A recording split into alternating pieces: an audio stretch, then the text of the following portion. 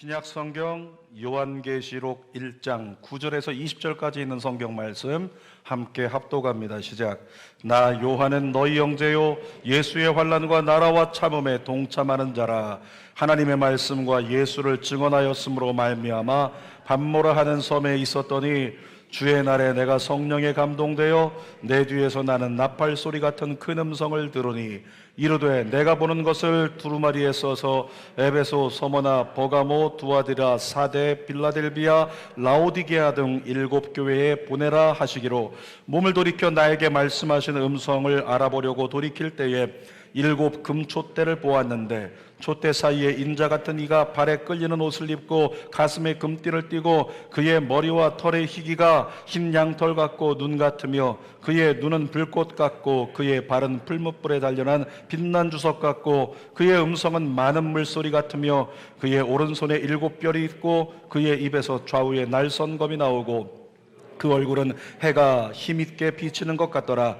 내가 볼 때에 그의 발 앞에 엎드려져 죽은 자 같이 되매 그가 오른손을 내게 얹고 이르시되 두려워하지 말라. 나는 처음이요 마지막이니 곧 살아있는 자라. 내가 전에 죽었었노라. 볼지어다 이제 세세토록 살아있어 사망과 음부의 권세를 가졌노니 그러므로 내가 본 것과 지금 있는 일과 장차 될 일을 기록하라. 내가 본 것은 내 오른손에 7별의 비밀과 또 7 금촛대라. 7별은 7교회의 사자요 7 촛대는 7 교회니라. 아멘. 오늘은 요한계시록 1장 9절에서 20절 말씀을 가지고 예수의 환난과 나라와 참음에 동참하는 삶 함께 합시다. 예수의 환난과 나라와 참음에 동참하는 삶, 이런 제목으로 말씀을 나눕니다. 여러분, 그동안 많이 얘기했던 것처럼 그리스도인답게 사는 법이 있다면 그건 예수님 따라가는 겁니다. 그리스도인이라는 의미가 뭐냐면 그리스도를 따르는 사람들, 그러니까 그리스도인답게 살려면 예수님 가신 길을 따라가는 것, 그것이 그리스도인답게 사는 길이라는 거예요. 자, 그런데 그리스도인답게 사는 예수님 따라가는 길이 과연 좋은 길만 있는 것인가? 성경은 증언합니다. 로마서 8장 17절 자녀이면 또한 상속자 곧 하나님의 상속자요 그리스도와 함께한 상속자니 우리가 그와 함께 영광을 받기 위하여 고난도 함께 받아야 할 것이니라.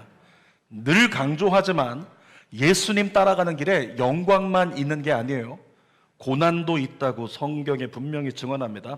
다만 그 고난이 고된 고난이 되느냐, 소망의 고난이 되느냐, 이것은 저와 여러분의 이게 주어진 영적 숙제라는 거죠.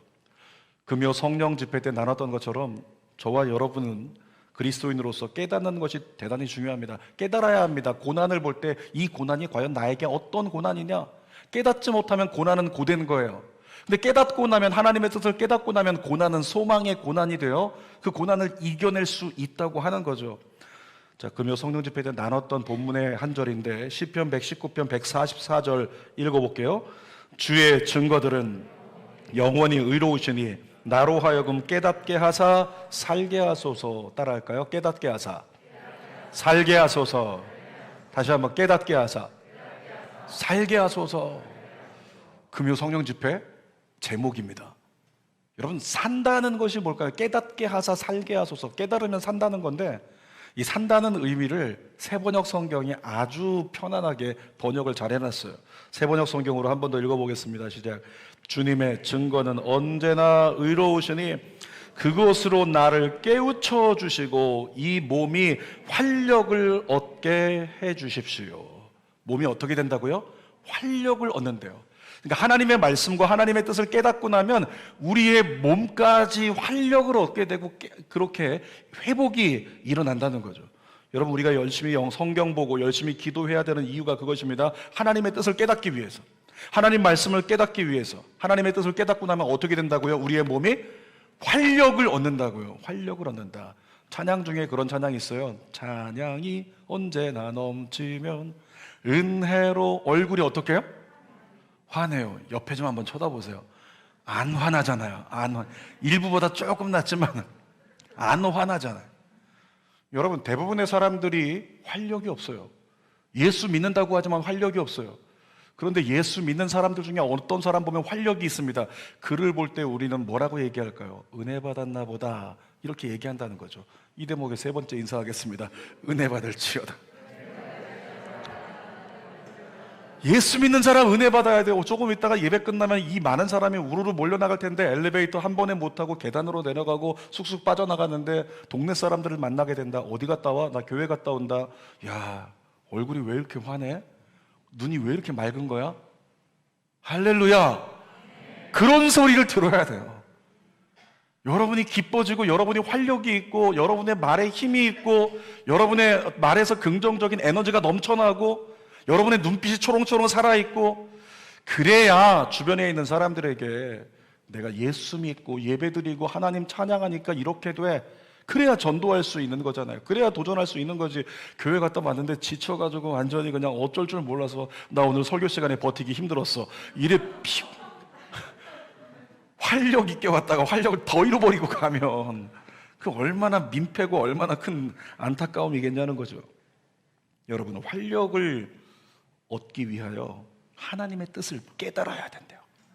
자, 그런데 그 활력을 얻고 나면요, 우리의 삶에 다가오는 고난을 이기는 거예요. 여러분, 고난을 이겨내는 사람들 맞습니까? 어떻게 반응하는가요? 아니요, 힘들죠. 아니요, 힘들지 않습니다. 하나님이 도와주실 거예요. 하나님 살아계셔요. 아멘. 이 고백이 나오는 사람들이 활력 있는 사람들이잖아요. 은혜 있는 사람들. 그렇게 활력을 얻은 상태를 은혜 받은 상태라고 이야기를 하는데, 예수님께서 사도 요한을 통해서 환상을 보여주시고요, 계시의 말씀을 기록하게 하신 목적이 그겁니다. 소아시아 7교회를 향해서 요한계시록을 썼는데, 이 요한계시록은 과거에는 소아시아 7교회를 향해 쓴 거지만 지금 이 시대 가운데는 영적 공격으로 침체되고 피폐해져 있는 우리 교회를 향해서 주시는 하나님 말씀이잖아요. 그 교회들을 향해 이 말씀을 주면서 하나님이 원하시는 것 뭐다? 너희들이 이 말씀 깨닫고 이 말씀 듣고 활력을 얻어 지금의 고난을 이겨내라, 지금의 고난을 돌파하라, 이와 같은 하나님의 마음을 주시는 거라고요. 사도 요한이 깨달음을 통해서 그리스도인의 삶이 어떤 삶이어야 되는가 알게 됩니다. 오늘 그 세 가지를 함께 나눌 텐데요, 첫 번째로 예수의 환난에 동참하는 삶. 함께 합시다. 시작.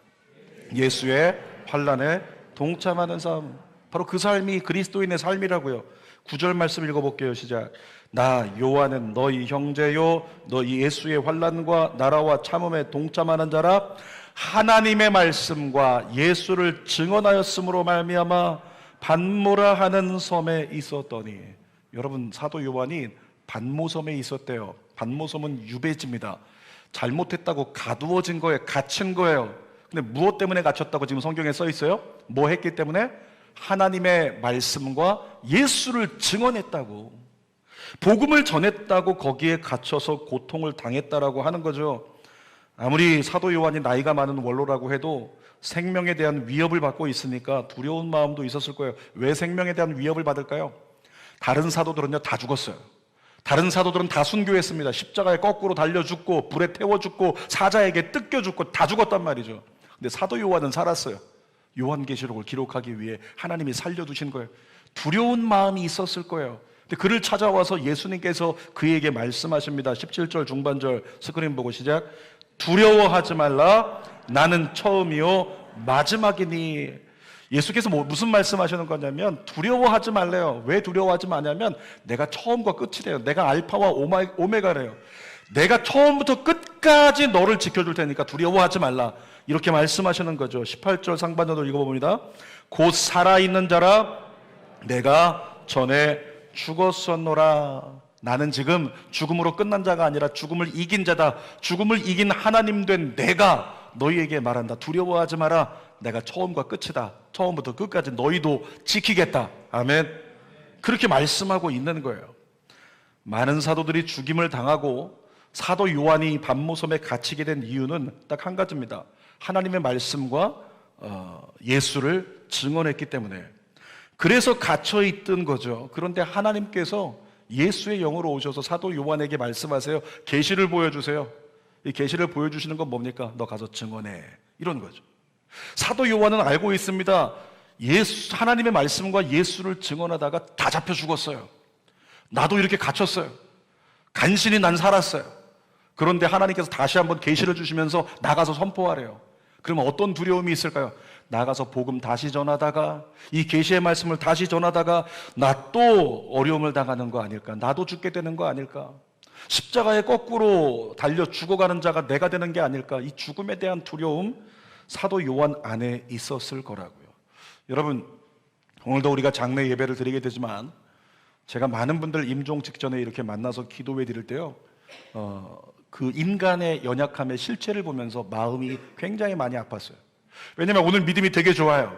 오늘 굉장히 하나님 앞에 열심히 충성했습니다. 주의 종이기도 하고 선교사이기도 하고 장로이기도 한데, 그들이 죽음의 임종 앞에서 어떻게 반응하는 줄 아십니까? 죽음의 임종 앞에서 할렐루야, 나 하나님 사랑합니다, 찬양합니다. 이건 영화 얘기예요. 이건 드라마 얘기죠. 대부분은 그렇지 않아요. 대부분 정말 괜찮은 분들은 어떻게 반응하냐면, 목사님 저를 위해 끝까지 기도해 주세요.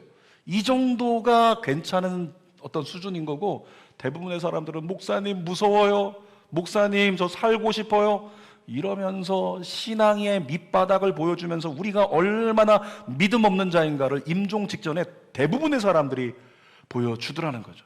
여러분, 그러니까 사도 요한도 이 계시의 메시지 받고 이 계시록이라고 하는 말씀을 선포한다면 잡혀 죽을 수 있다라는 그 두려움이 없었을까요?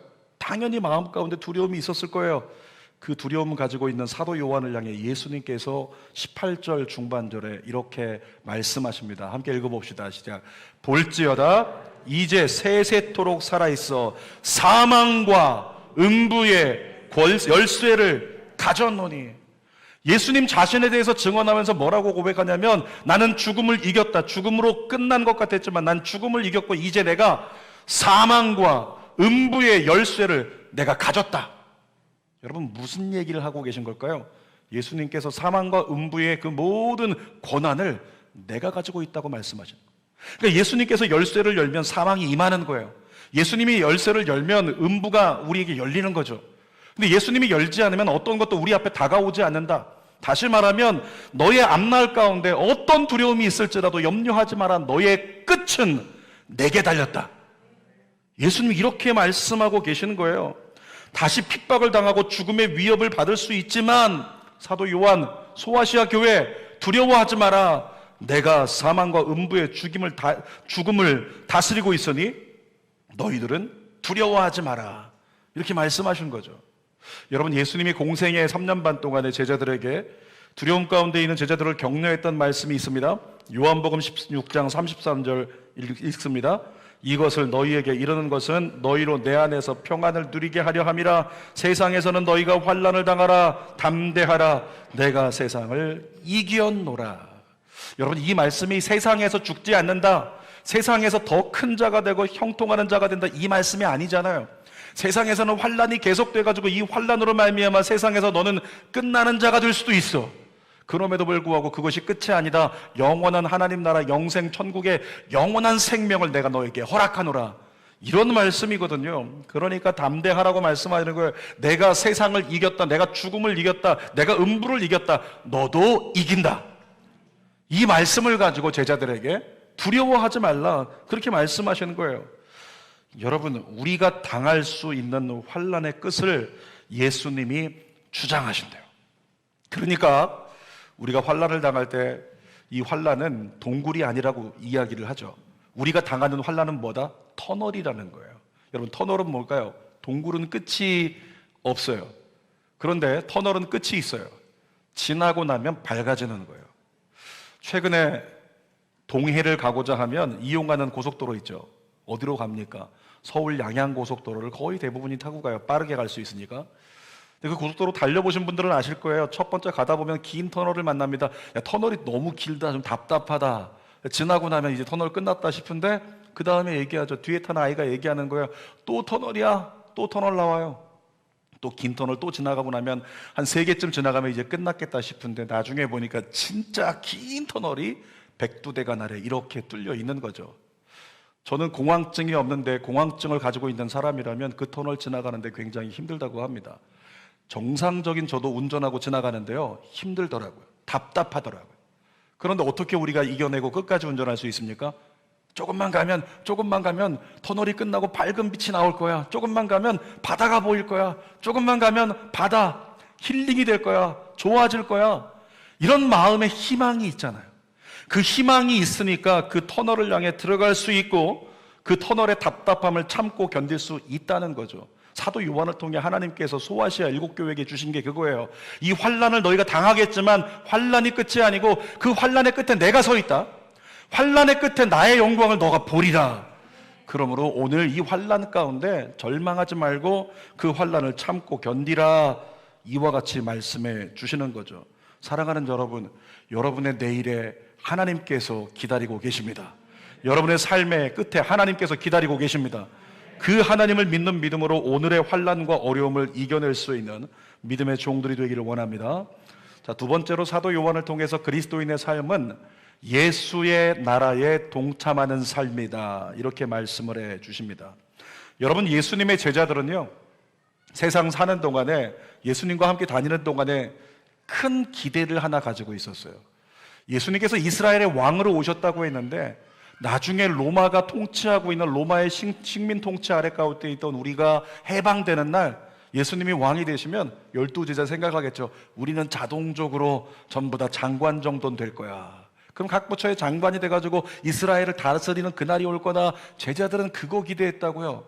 심지어 제자들은 예수 그리스도께 예수님께서 하나님의 나라가 임할 거라고 말씀하는데도 아니, 이 세상에 어떻게 회복이 일어나는가 거기에만 집중하고 있었던 성경의 증언들이 있어요. 볼까요? 마가복음 10장 36절 37절 시작.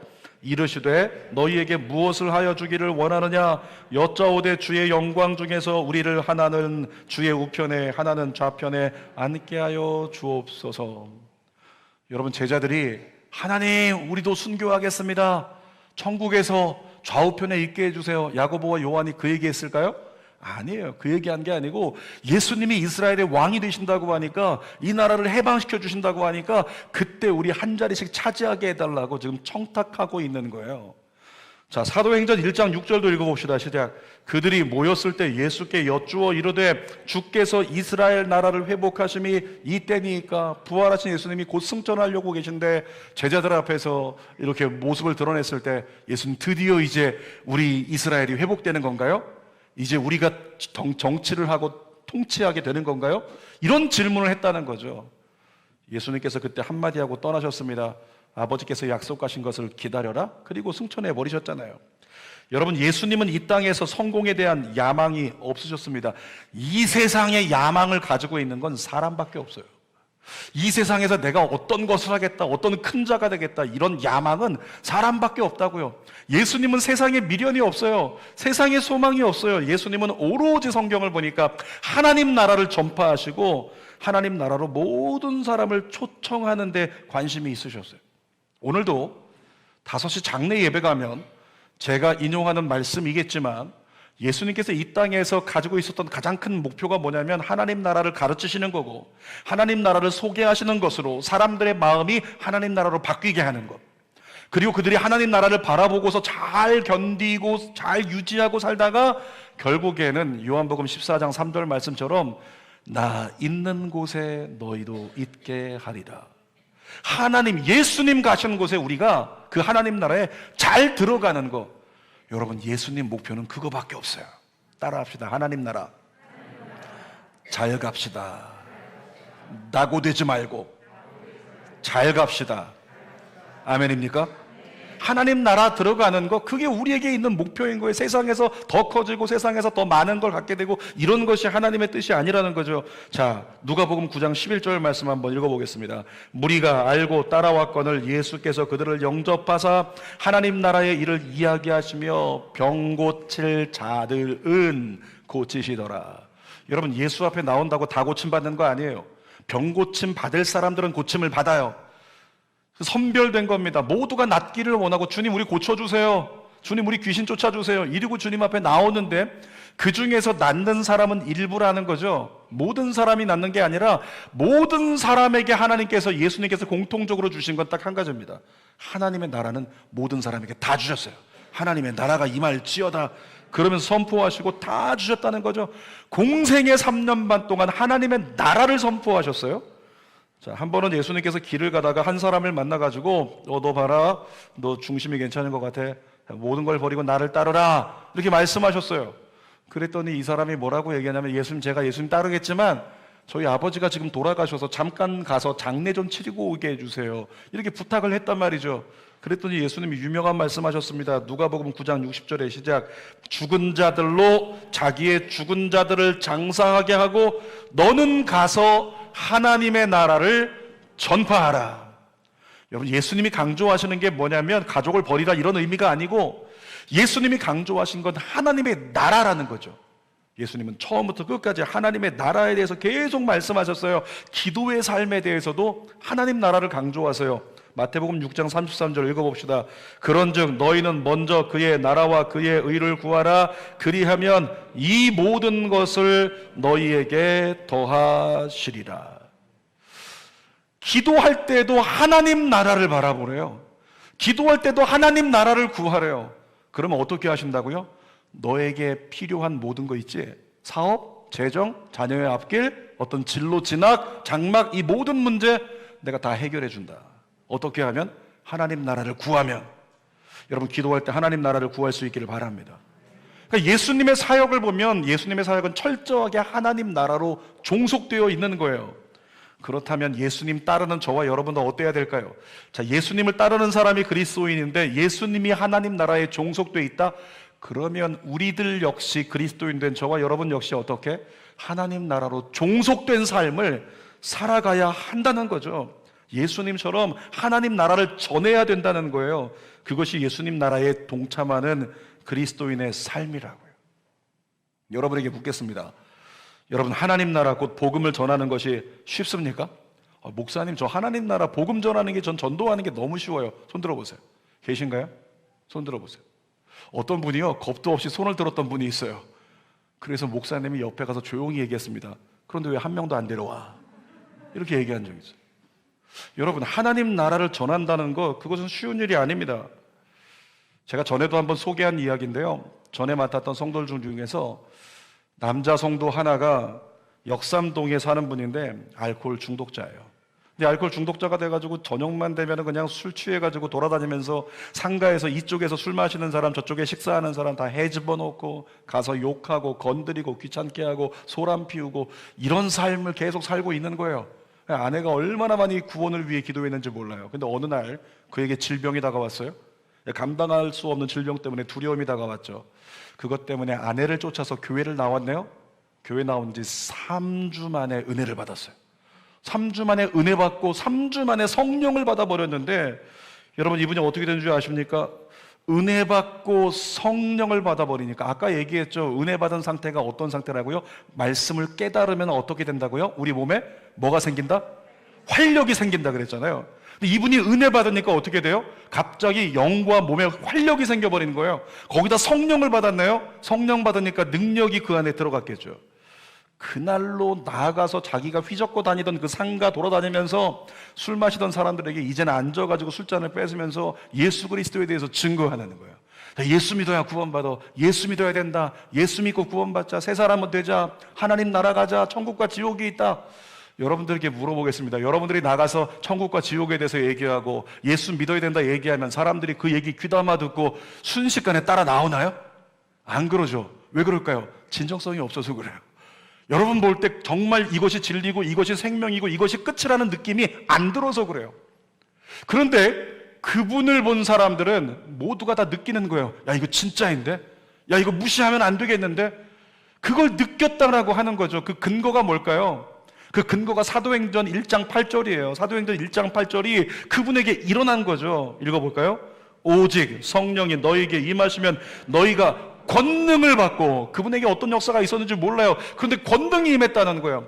우리가 알지 못하는, 사람을 움직일 수 있는, 사람을 설득할 수 있는, 영혼을 찔러 쪼개는 권능이 그분 안에 임했다는 거죠.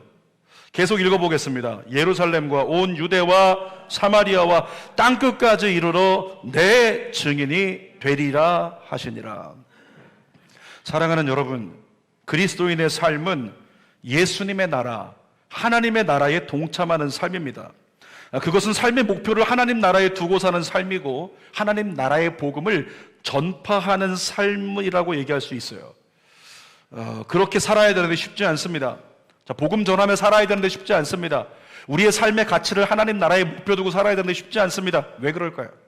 왜 쉽지 않을까요? 맨정신으로 해서 그런 거예요. 복음을 맨정신으로 전하니까 어려운 거예요. 맨정신으로 사니까 하나님의 나라를 목표에 두고 사는 삶이 안 되는 거죠. 맨정신은 어디로 가는데? 욕심을 따라서.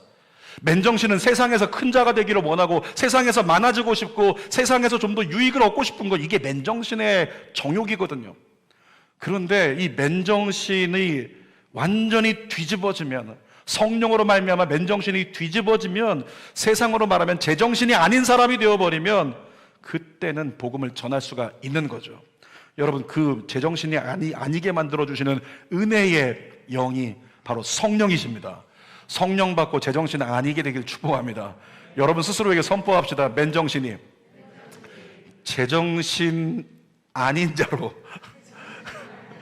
바뀔지어다. 굉장히 어렵네요. 다시 한번. 맨정신이 깨질지어다. 제정신이 아니게 될지어다. 그것이 성경의 목표라는 거예요. 그 일이 우리 안에 일어나야 된다는 거죠. 성령으로 말미암아 그 일이 그분에게 일어났던 것처럼. 그래서 그분이 10개월 동안 다니면서 전도했는데요, 나중에 보니까 10개월 뒤에 그분 천국 가셨거든요. 천국 가기 전까지 그분이 전도한 사람이 남자만 46명. 남자만 46명을 전도해가지고 그 46명의 교족표가 들어와서 이분들이 누군가 봤더니 다 그분이 전도한 분들이에요. 어떻게 교회 나온 지 3주밖에 안 된 사람이 그런 일을 이룰 수 있어요? 그의 맨정신을 성령이 완전히 뒤집어 제정신 아닌 자로 바꾸어 주셔서 하나님 나라를 위해서 올인하게 만들어 주시니까 그 역사가 일어났다는 거죠. 여러분, 성령이 임하시면 권능이 임합니다. 성령이 임하시면 증인이 됩니다. 성령이 임하시면 누가 시키지 않아도 하나님 나라에 동참하는 삶이 가능해지는 거예요. 그래서 그렇게 우리가 성령을 구하는 기도를 모일 때마다 하고 있는 거죠. 자, 세 번째로 그리스도인의 삶은 예수의 참음에 동참하는 삶입니다. 9절 말씀 다시 읽어보겠습니다. 시작. 나 요한은 너희 형제요 예수의 환난과 나라와 참음에 동참하는 자라. 하나님의 말씀과 예수를 증언하였으므로 말미암아 반모라는 삶에 있었더니. 사도 요한이 스스로를 향해 얘기합니다. 세 번째는 예수의 참음에 나는 동참하는 삶을 사는 자라고 소개를 해요. 서두에 이야기한 것처럼 여러분, 고난이 다가온 의미를 알면 그 고난을 참음으로 견뎌낼 수 있습니다. 여러분 중에서 혹시 치과를 너무 좋아하시고 치과를 너무 사랑하시는 분 계십니까? 나 치과 가서 누워서 의사가 그 기구를 가지고서 내 이를 갈기 시작하면 갈아지기 시작하는 윙 하는 순간에 막 희열이 느껴져. 이런 분 계셔요? 변태 아니에요? 좀 이상하죠? 치과는 다 무서워요. 이 생리를 막 갈아내는 거 다 무섭단 말이에요.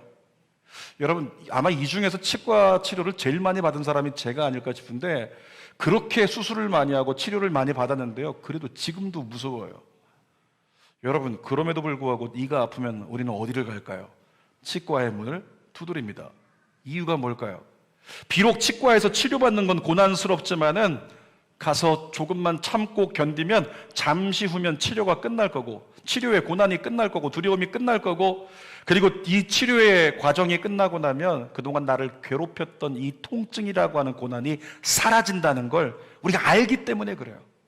그러니까 이 고난이 고난으로 계속되는 게 아니라 그 끝이 무엇인가를 깨달으면 오늘의 고난을 참을 수 있다라고 하는 거죠. 대한민국을 참으로 전 세계에 알리는데 1등 공신이 된 피겨 여왕 우리 김연아 선수, 그 선수의 주특기가요, 트리플 점프라고 합니다. 이 트리플 점프가 뭐냐면, 안도 미키라고 하는 일본의 선수는 4바퀴를 돌아요. 근데 또 거기다가 아사더 마오가 잘하고 있는 트리플 악셀, 이건 3바퀴 반입니다. 김연아 선수는 주특기가 트리플, 이건 뭐냐면 3바퀴 도는 거예요. 3바퀴 별거 아니네 라고 여길 수 있겠지만, 다른 선수가 하지 못하는 걸 합니다. 3바퀴 돌고 연속하여 또 3바퀴를 돌아요. 3바퀴를 돌고 나서 연속해서 또 3바퀴를 돈다는 거죠. 다른 선수들 그렇게 못하고 다 자빠지는 거예요. 다 쓰러지는 거죠. 근데 김연아 선수는 3바퀴를 돌고 나서 또 3바퀴를 도는 그 기술을 가지고 있어서 금메달을 따고 고득점을 얻을 수 있다는 거죠. 근데 그 기술을 연습할 당시에 너무 힘들어가지고 자꾸 넘어지니까 첫 번째 점프는 괜찮은데 두 번째 연속해서 3회전 점프를 할 때는 자꾸 넘어지는 거예요. 김연아 선수가 코치한테 얘기를 했대죠. 너무 힘드니까, 너무 고통스러우니까 이건 안 하면 안 되겠냐. 그랬더니 코치가 이렇게 얘기를 했답니다. 연아, 조금만 견뎌. 연아, 이것만 성공시키면 금메달 딸 수 있어. 연아. 전화. 아니, 전화 말고, 연아. 그러니까 연아. 그 캐나다 코치니까 발음이 그렇죠. 연아, 이것만 조금만 참으면, 조금만 견디면 금메달 딸 수 있어. 코치의 이야기에서 김연아 선수가 뭘 가졌을까요? 소망을 가졌죠. 아, 내일 나 금메달 딸 수 있어. 내일 나 금메달 딸 수 있어. 그 마음을 가지니까 오늘 어떻게 됐다? 오늘 이 고난을 참을 수 있었다는 거예요. 여러분, 사도 요한이 고난 가운데 있었지만 참을 수 있게 만들어준 예수님의 말씀이 있습니다. 17절 말씀 한번 다시 스크린 보고 읽어볼게요. 두려워하지 말라. 나는 처음이요 마지막이요. 예수님께서 두려워하지 말래요. 내가 처음부터 끝까지 지킬 테니까. 그러면서 붙잡아줬어요. 또 18절 말씀에 읽어보겠습니다. 곧 살아있는 자라 내가 전에 죽었었노라 볼지어다 이제 세세토록 살아있어. 제가 이 성경에요 언더라인을 한다면 죽었었노라 5글자. 이 죽었었노라 과거형 5글자가 되게 중요한 거예요. 여러분, 그리스도인은 예수님과 하나 된 사람입니다. 운명을 같이 하는 사람입니다. 근데 예수님 뭐라고 말씀하세요? 십자가에 죽었지만 십자가 죽음이 죽음으로 끝나지 않았고, 저주가 저주로 끝나지 않았고, 고난이 고난으로 끝나지 않은 거예요. 어떻게 됐습니까? 죽었었지만으로 바뀐 거예요. 고난이었던, 죽음이 왔었지만 그것이 과거형으로 바뀌어버렸어요. 고난이 왔었지만 과거형으로 바뀌어버렸어요. 환란이 왔지만 과거형으로 바뀌어버리는 거, 그게 예수 그리스도를 통해 이루어진 사건입니다. 오늘 저와 여러분들에게도 동일한 역사가 임할 줄 믿습니다. 주님은 여러분들에게도 말씀하실 거예요. 넌 죽는 자가 아니야. 죽어도 다시 살아날 것이다. 너의 죽음은 어느 날 과거형이 될 거야. 너는 죽었었던 자가 될 것이다. 여러분, 오늘 살아가는 데 있어서 오늘 나에게 있는 환란이 있습니다. 고난이 있습니다. 주님 뭐라고 말씀하실까요? 오늘 환란과 고난이 있지만 얘들아 기억해라. 이 고난이 너에게 끝이 아니고 장차 이 고난이라고 하는 것, 이 환란은 너에게 과거형이 될 거야. 어느 날 너는 나 그때 고난 당했었지. 나 그때 환난 당했었지. 나 그때 죽을 뻔했었지. 나 그때 모든 것을 포기할 뻔했었지. 그날을 보게 될 줄 믿습니다. 어떤 사람들이요, 예배 시간에 과거에 고난을 당했다, 과거에 어떤 실패를 경험했다, 근데 회복을 경험했어요. 그런 사람들이 강단에 올라와서 간증이라고 하는 거라죠. 그들이 뭐라고 얘기합니까? 제가 전에는 이렇게 고난 당했었습니다. 제가 전에는 이렇게 힘들었었습니다. 그러나 오늘 하나님께서 저에게 이와 같은 회복을 이루어 주셨습니다. 사랑하는 여러분, 요한계시록을 통해서 하나님께서 초대교회에 또 소아시아 7교회에 오늘 모든 그리스도인들에게 전하시고자 하는 메시지가 그것입니다. 너희가 앞으로 장차 많은 기상이변과 많은 환란으로 두려움을 얻게 될 때가 올 거야. 그런데 그 모든 두려움은 장차 사라지게 되고 너는 하나님 나라에 이르게 되리라. 너의 삶에 그 두려움은 두려웠었던 과거형으로 바뀌어질 것이다. 이것이 하나님이 우리에게 주시는 메시지라고 하는 거죠. 여러분, 요한계시록 2장 11절 말씀 읽어볼까요? 시작. 귀 있는 자는 성령이 교회들에게 하시는 말씀을 들을지어다. 이기는 자는 둘째 사망의 해를 받지 아니하리라. 이 땅에 살면서 영생할 수 없어요. 이 땅에서 영원히 죽지 않는 사람은 없습니다. 죄로 말미암아 육신이라는 것은 죽음을 볼 수밖에 없게 창조된 거예요. 그러니까 우리는 모두 다 첫 번째 사망이라고 하는 것을 경험하게 된다는 거죠. 그런데 요한계시록은 분명히 증언합니다. 둘째 사망이 있다고. 그 지옥으로 가는 둘째 사망이 있다고. 뭐라고 말씀하세요? 이기는 자, 예수 붙잡고 끝까지 포기하지 않고 예수 따라간 자, 그는 이기는 자로서 둘째 사망을 보지 않고 이기리라. 둘째 사망의 해를 받지 않으리라. 이와 같은 은혜가 저와 여러분의 내일에 펼쳐져 있는 거죠. 사랑하는 여러분, 오늘 힘들 수 있습니다. 누군가는 목사님 가난합니다, 기도해 주세요. 열심히 기도해서 부유한 자가 되기를 원해요. 근데 누군가는 사명적으로 계속 가난할 수 있어요. 누군가는 천국 갈 때까지 아프다가 천국 갈 수 있어요. 누군가는 천국 갈 때까지 내가 간절히 원하는 어떤 기도의 제목이 응답되지 않고 천국 갈 수도 있다고요. 여러분, 그러나 실망하지 마십시오. 이 세상에서 이루어지지 않은 모든 것에 대하여 하나님 나라의 문이 우리 앞에 열릴 때 우리는 모든 시름을 잃고 하나님 나라의 영광 가운데 다 들어가 영원한 영생 천국을 누리게 될 줄 믿습니다. 설교의 결론이 제목입니다. 오늘 읽어보겠습니다. 시작. 예수의 환난과 나라와 참음에 동참하는 삶. 이 삶이 어떤 삶이라고요? 그리스도인의 삶이라고요. 하나님의 말씀과 하나님의 뜻을 깨닫고 나면 내 삶이 사업 좀 잘하겠다고 그거에서 뭐 하려고요? 공부 좀 잘하겠다고 그거에서 뭐 하려고요? 조금 더 건강해지고 날씬해지고 조금 더 많은 것을 얻고 내가 추구하고자 하는 많은 것들을 이루어내겠다, 어떤 약을 개발하고 신기술을 개발하고 그렇게 해서 뭐 할 건데요? 여러분, 이 세상을 보세요. 세상에서 그렇게 많은 것으로 높아지려고 인간들이 노력했지만 소망이 있습니까? 세상엔 소망이 없어요. 하나님 나라 예수께만 소망이 있습니다. 그래서 저와 여러분은 주님 오실 때가 멀지 않은 일대에 철저하게 세상같이 치우치지 말고 하나님 나라에 종속된 믿음의 사람들 되기를 축복합니다. 하나님 나라를 위해 선택하고 결단하고 달려가는 믿음의 종들이 된다면 어느 날 저와 여러분들은 그런 고백을 하게 될 것입니다. 그때 그거 참 힘들었는데 이젠 과거형이야. 그때 그거 되게 슬펐는데 나만 외로웠는데 이젠 과거형이야. 지금은 괜찮거든. 그날을 다 보게 될 줄 믿습니다. 기도하겠습니다. 살아계신 아버지, 주의 나라에 종속된 신앙생활 우리가 할 수 있도록 인도하여 주옵소서. 그래서 주의 나라가 임할 때, 하나님 임재하실 때 우리의 삶이 믿음으로 감사로서 과거를 회상하면서 내가 힘들었지만 잘 견뎠다, 환난, 예수의 나라 그 참음에 동참하는 자로서 나 정말 믿음 안에 이긴 자가 됐다, 잘 달려왔다, 그렇게 믿음의 길을 완수할 수 있는 우리 모두가 될 수 있도록 갑절의 은혜를 부어 주시옵소서. 예수님의 이름으로 기도드립니다. 아멘. 두 손을 가슴에 대고 오늘 말씀 생각하면서 여러분, 우리의 삶이 세상에 묶인 말도 안 되는 맨정신이 남아있으면 안 됩니다. 우리는 맨정신이 깨지고 정말 세상이 보기에는 제정신이 아니라고 하는 예수 그리스도의 마음으로 가득하여 활력을 얻고 세상을 이기고 주님의 말씀이 우리에게 가장 소중하여 따라가게 되는 근거가 되는 기준이 되는 그런 삶을 살아야 돼요. 하나님, 그 일이 나에게 이루어지게 하여 주옵소서. 우리 마음으로 기도하면서 찬양 부르고 기도합니다. 주의 나라가 임할 때 하나님 임재하실 때 예배가 회복되며 기적은 일어난대 전능하신 주 영원하신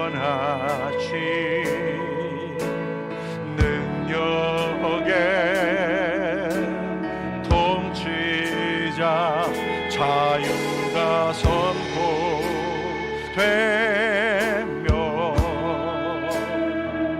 주 백성 돌아오네. 하나님 나라 임하소서. 영광과 존귀 능력과 위엄 놀라운 사랑의 기적의 하나님 지금 이곳에 오소서. 하나님 나라가 내 안에 하나님 나라 임하소서.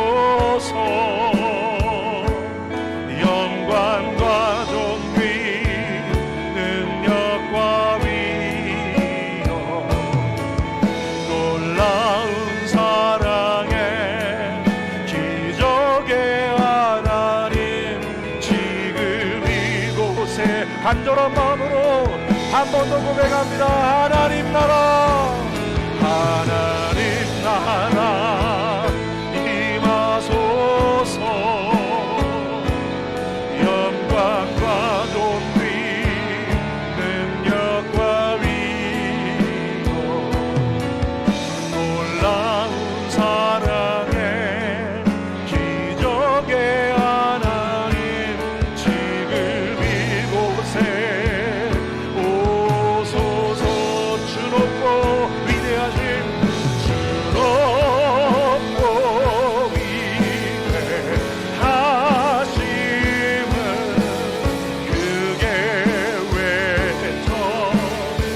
영원토록